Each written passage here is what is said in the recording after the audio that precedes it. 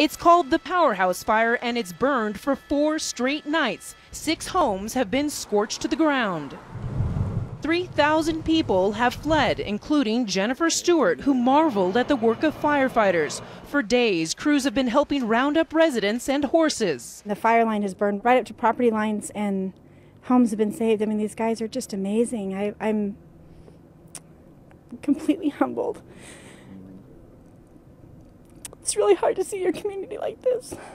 At least 500 homes are still threatened. Ed Mack has not left yet, even though the fire knocked his power out. But he's ready to bolt if the wind changes direction. My wife grabbed all the kids' pictures and everything else, and so I'm waiting for it to come down. This fire is devouring brush that has not burned since 1929. So far this year, CAL FIRE has battled nearly 2,000 wildfires. That's 60% more than last year and 90% more than an average year. Nathan Judy is with the U.S. Forest Service. We're seeing conditions that we normally see in late July, early August. It takes a few months before we see these fuel moistures. Everything is below 60%. Anything below 60%, the fuel will burn like it's dead.